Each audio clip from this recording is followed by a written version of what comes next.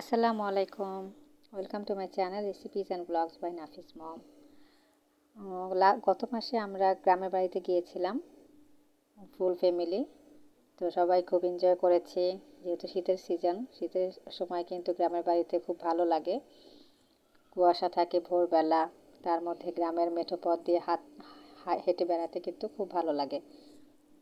বাচ্চারাও খুব খুশি হয় খোলামেলা জায়গা পেয়ে। কারণ ঢাকা শহরে কিন্তু দেখা যায় ওরা বাড়ির ভিতরে বা বাড়ির ছাদে বা গ্যারেজে খেলা করে, ওইভাবে খোলা মাঠ পায় না। আর গ্রামে গেলে কিন্তু ওরা একদম খোলামেলা পরিবেশ পেয়ে খুব খুশি হয়।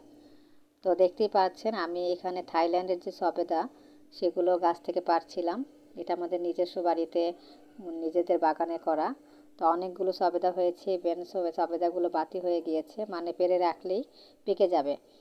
আর গাছ থেকে হচ্ছে গিয়ে পাখি সব খেয়ে ফেলতেছিল, সবগুলো দেখা যাচ্ছে ঠোকর দিয়ে দিয়ে নষ্ট করে ফেলছিল। তাই নেট দিয়ে এভাবে সুন্দর করে রাখা হয়েছিল, নেট দিয়ে এভাবে সুন্দর করে বেঁধে রাখা হয়েছিল। তারপরও দেখা যাচ্ছে পাখি নেটের উপর দিয়েই খাচ্ছিল। দেখতেও ভালো লাগছিল যে পাখিরা খেলেও কিন্তু সব পাওয়া যায়। এই দেখেন, এই যে এখানে দেখা যাচ্ছে এখানে কয়েকটাই পাখি খেয়ে ফেলেছে। তো এগুলো একটু কাঁচা আছে, কিন্তু এগুলো যদি পেরে আমরা একটু গরম জায়গায় বা একটা পলিথিনে বেঁধে বা চালের ড্রামে রেখে দিই, 1 সপ্তাহের মধ্যে পেকে যায়। আর এই থাইল্যান্ডের সবেদাগুলো খেতে এত মজা, মানে মনে হয় যেন চিনি খাচ্ছে, এত মিষ্টি। নর্মাল যে গোল সবেদা আমাদের দেশে বা আমাদের দেশীয় যে সবেদা ওইটার মতো না।